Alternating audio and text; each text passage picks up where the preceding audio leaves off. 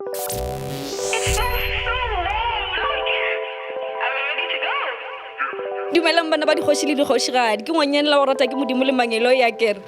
Welcome to the Kosinkosi podcast, a brand that stands for all things owning your power. It sounds like home. Everybody literally wants to take the set home every time they come here. In other words, we have conversations with individuals from different walks of life, understanding that how did you get to the point of owning your true power, and what did you do to get to that point of owning that power?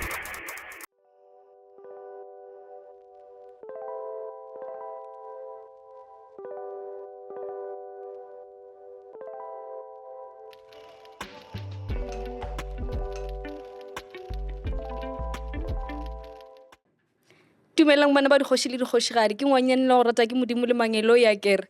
Welcome to yet another episode of the Kosinkosi podcast, a brand that stands for all things owning your power. On this podcast, we celebrate individuals that are doing amazing for themselves, but we are also aware that there's a human aspect behind them. So there's always something that they had to overcome, a challenge that they had to fight, whether in public or with just themselves. We believe that confidence is something that comes from deeply within you. And we also believe that clothing are a big part of that. I'm your host, Zohorani Leseilani, and joining me in studio today is a brilliant personality. Listen, she's beautiful. She's a trained chef, 2 times best-selling author, 2 times Government Worldwide Award winner, featured on the Forbes Africa 30 Under 30 and Cookbook of the Year. Morao, also known as the LAZY Makoti. Welcome in studio today. Thank you. Thank you so much for having me. You are such a beautiful woman. Morao, o re bolaisitse go apea ka lockdown. At the time, I used to live in a small studio apartment in Marshalltown, and I only had like a 2 plate. Wow, I'm busy. I have to find a place where I'm going to have a proper stove and I can cook up a storm. Yay. So you kept us so busy during the lockdown period at such a difficult time. We really, really, really, really appreciate that. And another thing, can I assume that the banana loaf is one of the most cooked items in your cookbook? Definitely. It's almost everybody's favorite. And I'm glad to hear that people have been cooking. Lockdown was such a hard time. And I think that once everything was taken away from us, you couldn't buy booze, di cigarette, di ingi, di party, di ingi. But the one thing we did have was food, Yes. which I think everybody loves. Yes. Yeah. I can tell you now, I was in the kitchen. I looked at it and I'm like, okay, it's lockdown. There's nothing we can do. The shops are open. There's people like Mokha.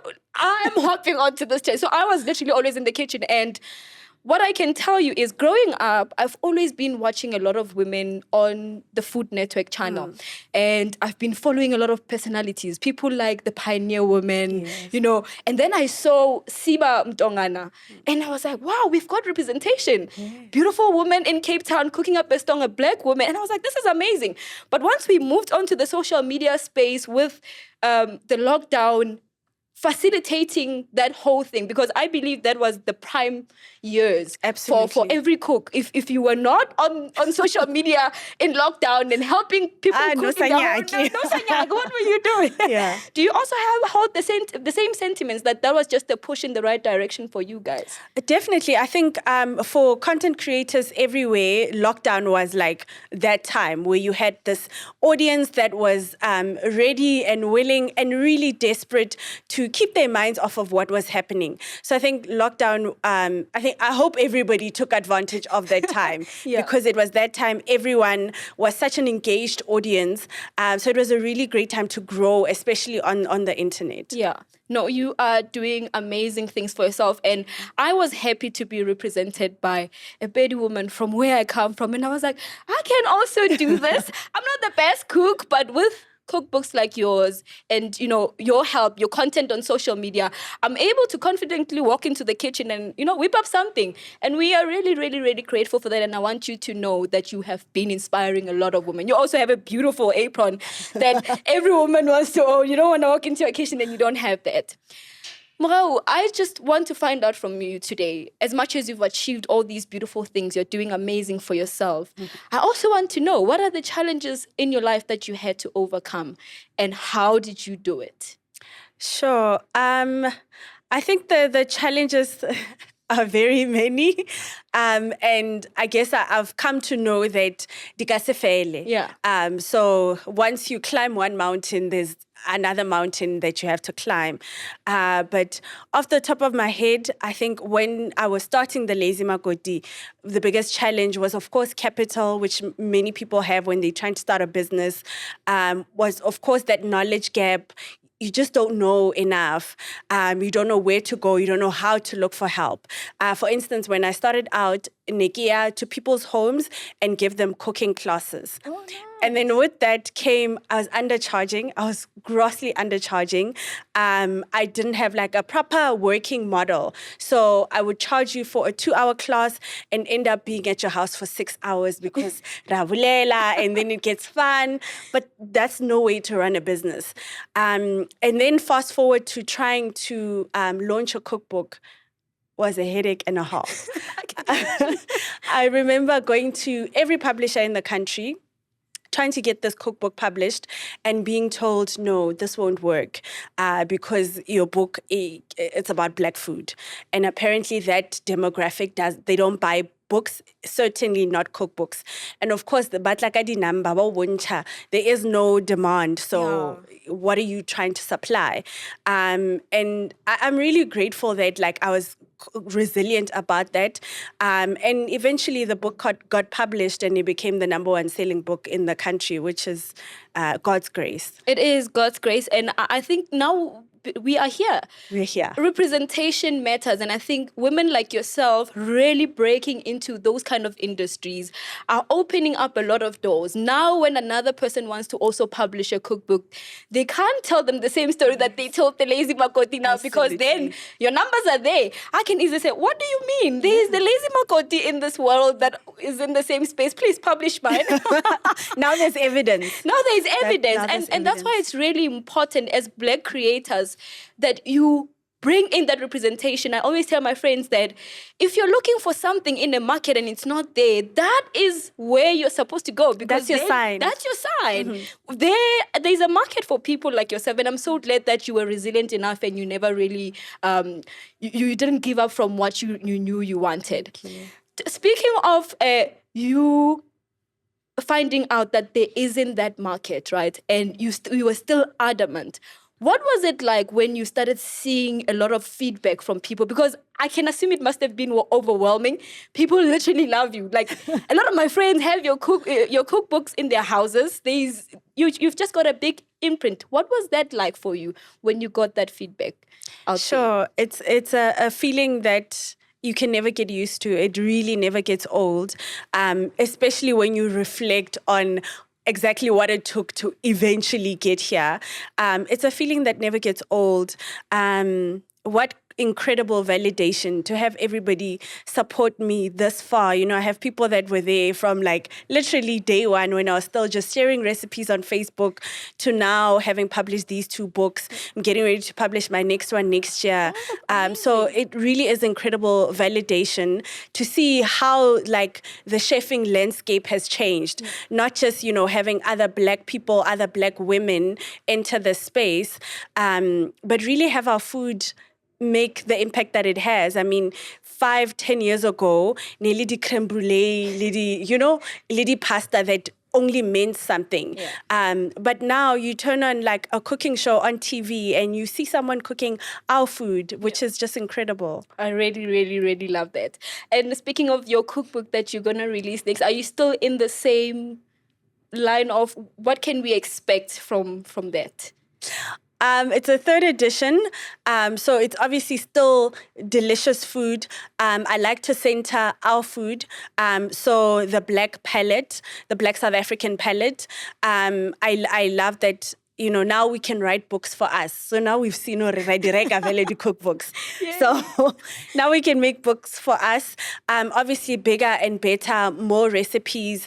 I love to use ingredients that are probably already in your pantry, in your kitchen, that are very accessible to you, but you can still use that to make delicious meals that you're going to enjoy. I love that. And that's another thing, because what used to be the disconnect for me when I was watching cooking shows is that I would watch a person and they say, we're going to need really simple ingredients. And then they're like, you're going to need crocodile oil. I'm like, where am I supposed to get that? I know, right? So I really, really like the fact that your ingredients are practical, something that a lot of people can find in their pantries and they can make. And that's why you had a lot of audience in lockdown, because some people didn't really have the funds. I mean, people had to be retrenched from their jobs. Sure, yeah. Where am I going to get all of these crazy ingredients? And I think that's why, that's how you got that popularity. Since you're a cook, you're a trained chef, you've made a lot of dishes in your life. If you were a dish and you would serve yourself to a crowd, sure, what would you have on your plate and why? That's a clever way to ask the question I hate most in the world, which is, what's your favorite thing to cook? If I was a dish, what would I be? Now. You're not cooking anything. You're already done. This is you. You're well done. Beautiful. Look at you now. So what would you serve on that plate? Because this is you now. If I was a dish, I would be probably everybody's favorite 7 colors. A mixture of everything and nothing's left out on that plate. Okay. And it's colorful and it caters to everyone, but it's so South African. Yeah. That is 100% me. We've had a guest that had also the same sentiments, and I agreed with her on that, because I literally feel the same about myself. I feel like I've got a little bit of something for everyone. Exactly. Like, there's a palette for everyone in there. So I like that. Exactly. Yeah. And I think it's so important that, that black lens that we need to center, particularly as South African chefs, because I feel like everybody centers themselves. So the Greek write Greek cookbooks, and the Italians write Italian cookbooks, and the Japanese write Japanese cookbooks. And nobody questions that. Yeah. So it's okay for us to say, no, this book I'm specifically writing for Black South Africans.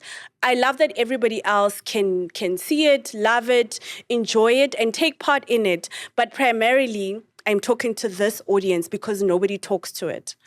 I like what you're saying about that. Also tying down to the point of representing a certain community. Especially, I've been on social media for a while now, and another thing I've seen coming up is that the people that fail to write their own stories or to make clear their narratives, leave it to the rest of the world to point it in a direction that we don't want. I've seen people, there was a trend where people were cooking mohodu and there was someone from somewhere else cooking mohodu and they're putting a whole lot of things in. They were like, what? That's not us. So I like the fact that you are intentional about writing your own stories and putting out your own content to say, this is who we are, this is what you can expect with us. And I really love that. I think that representation is very important. It is. It really is. And you know what? Everything is political. Whether we like it or not, everything is political, and so is food. Yeah. If nobody is centering us, our ingredients, the indigenous produce that is indigenous to this country, who will? Who will? Yeah. Yep. Another one is, if you were a cocktail, what ingredients would you have in your cocktail and why? What ingredients would I have in my cocktail? Sure. It'll probably be a fruity cocktail, something very sweet. Sure, what ingredients would I have? I really love pineapple, so it'll probably have something to do with pineapple. Are you a non-alcoholic person? Do you add a little bit of alcohol in there, or it's just... It depends on the mood. Depends on the mood. Afternoon, okay. You're tired, you've had a long week, and you had to whip up one cocktail. One cocktail, maybe a pina colada. Oh, nice. Yeah. I like that. Morao, kwena wanyana wa Limpopo. And that for me is one of the best places for me personally, because that's where I was raised. Please, can you tell me about your upbringing? Because I'm sure that I'm probably going to have a lot of relation to it. But please, could you just walk me through your upbringing? ke tswa Tefo Mankweng. So that's where I was born and raised.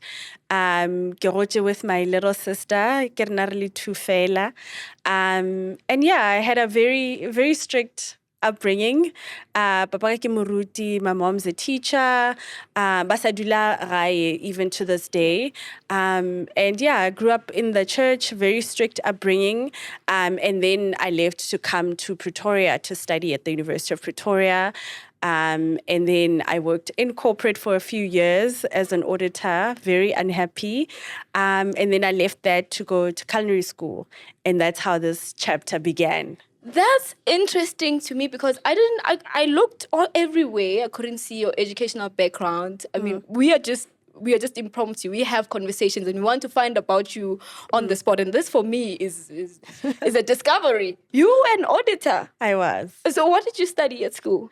I studied a BCom at the University of Pretoria, and then I went to work for one of the big four firms. And then, yeah. What? That's how the Lazy Makoti actually began. Someone asked me to teach them how to cook, and then that became what I do on weekends. Kena, that girl that's teaching everybody how to cook. And then I thought maybe there's something here. Let me turn this into a business. And I left and went to culinary school, and yeah. That's interesting to know. So I hear that you say, Papa Raoki Murudi. What are some of the challenges that you've experienced growing up in that kind of setting? Because I know everyone, the pastor's kids, Kamuga, they go through a lot because they are expected to live to a certain standard. And that can take a lot of mental toll to a lot of people. Having this, people looking at you with the expectations that you need to carry yourself a certain way or you need to go a certain direction in life. Have you had any experiences in that regard? I suppose, yes, there is pressure because people expect ubeling eloi of some sort. But in my time, I don't think mental health was not the issue that it is now, but in the way that we understand it now. But yeah, the pressure was high. And I think that's why I continue to be this person who's also strict and puts a lot of pressure on myself.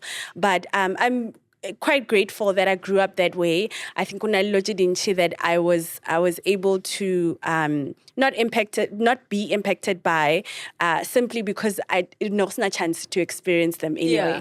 So yeah, I count myself very lucky to have grown up in that kind of environment. Very strict, but equally full of love. We just threw my uncle a surprise 50th birthday. And being in that setting, I was just reminded of what a loving childhood I had. More than anything, I can honestly say, I grew up as such a loved and sheltered child that I think I credit a lot of my success to that. Yeah, I can relate to that. I grew up in a very loving home, very strict parents, and yeah, it when you're growing up, you kind of feel like you're being boxed or they're being controlling. But as you grow older, you understand that they really needed to do that to channel you in the right direction. Obviously, also letting you be your own person, but it's very important for your upbringing in that regard. So I really relate to that. Just to circle back onto your education, because I'm really intrigued. What is it that really prompted it? Because I know I've got a best friend who's studying to be an accountant, and listen, she doesn't have time. She doesn't have time. You guys work so hard, because shifting from being in that space, working for the big, because that's like an achievement. Every parent is like, they're either looking for a lawyer, a doctor, or an accountant. So if they've got one child that's doing that, for them, it's like, wow, amazing. What got you to that point of saying, I've done this, I've achieved this, I'm here, but now I want to move into a certain direction, which is completely different, especially because some professions are never really looked at as a way lucrative, let me put it that way. There's a lot of professions that are shied upon, that if you were to present it to your parents, they'll be like, no, you're an accountant. Please don't stress us. Did you experience anything like that? And what really prompted that move in that direction? Listen, I always say, I don't think when you're making the big decisions in the moment when you're making them. Yeah. I think what the catalyst for this was that I'd always been a creative. Today, my parents can testify to that. No, KPMG and ing. That was not a fun day. That was not a fun day because you can imagine, I guess, parents, and out of love, always channel children in certain directions, like you said, as the smart one. This is what smart girls study. Yeah. And but I'd always been a creative. And looking back, I can see how, there were little crumbs all around in my story. Yeah.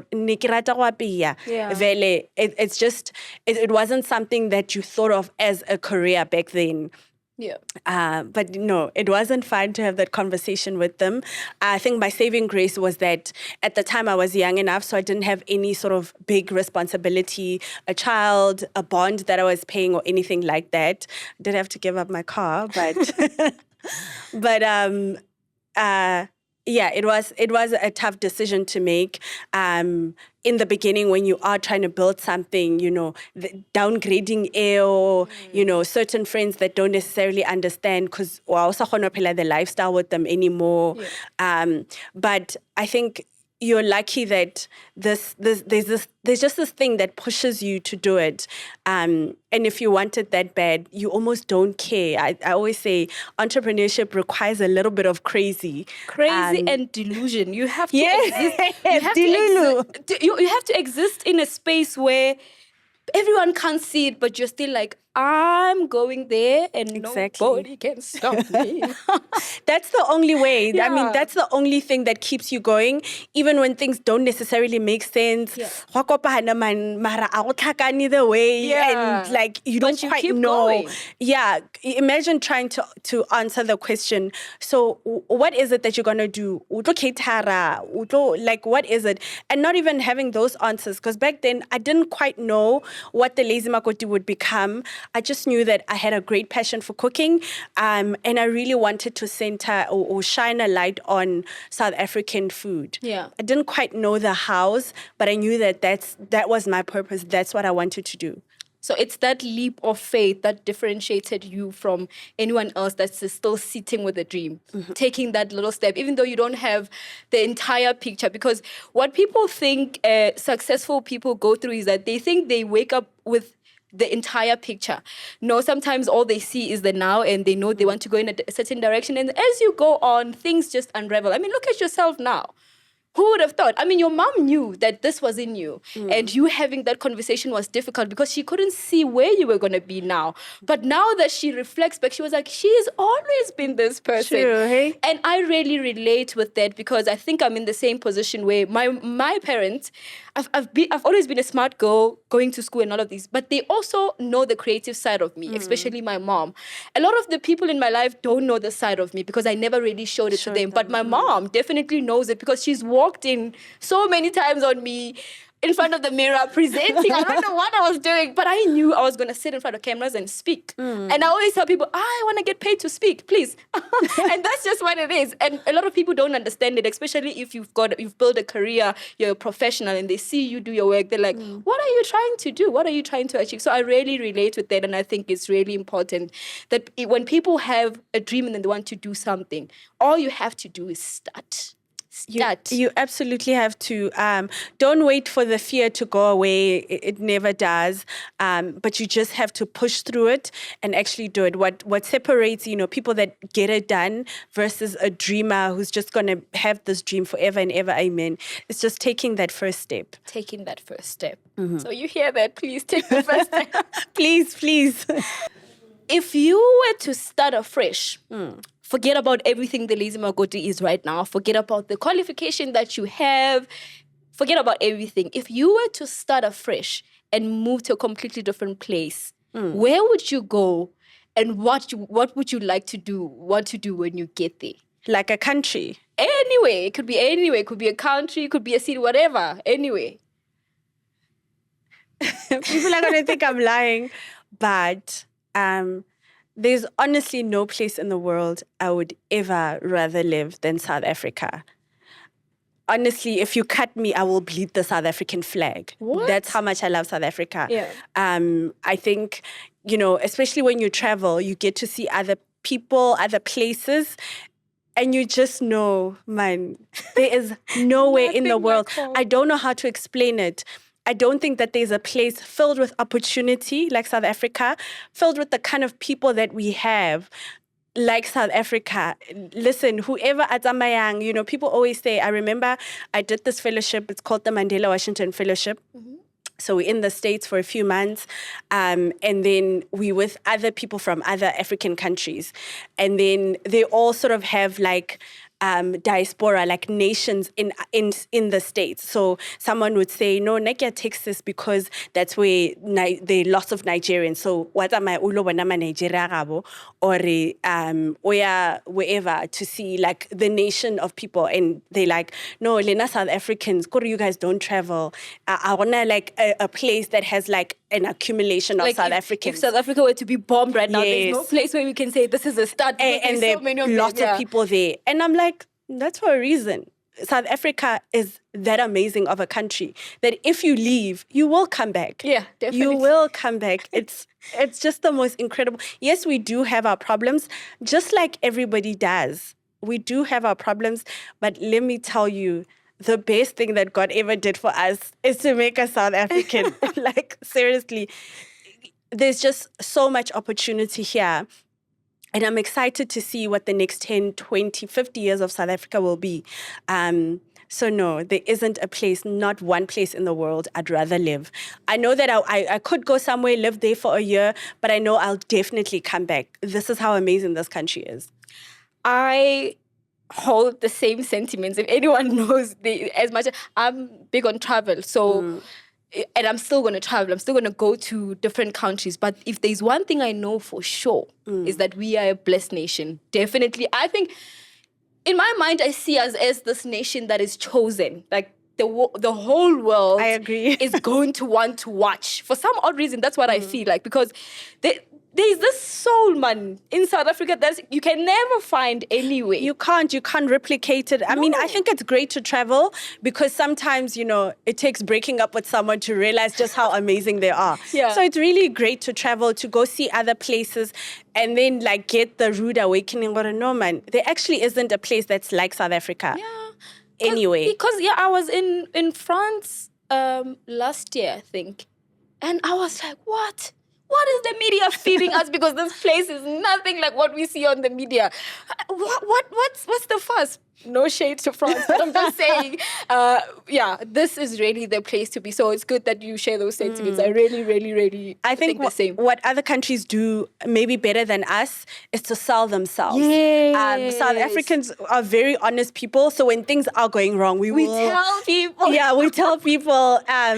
Like in other countries, you can't talk about the president how we talk about the president. That's But here, like, we are a real democracy. You can say anything about anyone, any day, anytime, and nothing will happen to you. And I think that's such a credit to this country. And like, we are a democracy in action. If you ever want to see a democracy, it's South Africa. That's interesting because I saw a creator talk about how the only reason why South Africa was seen as a country that had the most COVID-19 infections is because we actually declared. We were declaring, we were documenting, and we had a way of documenting every single infection.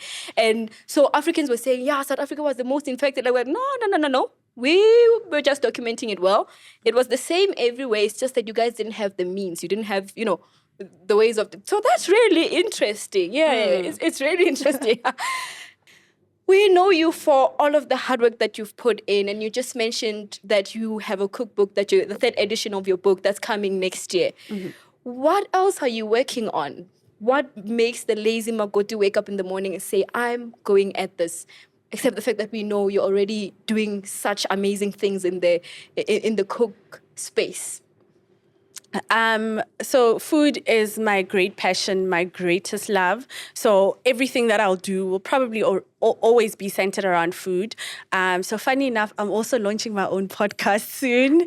Amazing! So it's primarily centered around conversations around the kitchen, so the professional kitchen rather, chefing beyond the kitchen. So careers that exist that are not in a professional kitchen. So a lot of kids go and study to be a chef, and then you get inside the professional kitchen, which is not fun. And you discover, no, man, I do love cooking. I do love this thing, and I have a passion for it and a talent for it. But I don't necessarily want to own a restaurant or work in a restaurant. So careers like food anthropologist and a stylist and a food photographer are careers that many, particularly Black children, don't know about. So I'm excited to open up, that world, that conversation for them. And then a cooking show. And like you spoke about the book. And then next year, I'm opening a food studio, which I'm excited for everyone to see and experience. I can't wait for that. And particularly, I like the fact that there's a lot of things that people could venture into the cooking space, and not just like really cooking. Because what I discovered during the lockdown period, while I was also heavy in the kitchen, is that sometimes I executed the recipes, right? They looked good. And I was able to capture them on camera like, wow, they were this amazing thing. And then I would taste it. I'm like, it doesn't look as good as it, So I'm like, maybe I could be a food stylist or, Maybe you could be. So that's valid and it's good to know. It really Well, is. thank you so much for joining me in studio today. I really loved having you and getting to know you beyond just what we see on social media and who we know just as the Lazy Makoti. But there's a lot of seasoning behind you. You are a woman who has worked hard to get where she is. You're educated. You're not just there cooked, Yeah, so I really, really, really loved having you in studio today. Thank you so much for joining me. Thank you so much for having me. And with that, we will see you on another episode of the Kosi podcast. Bye.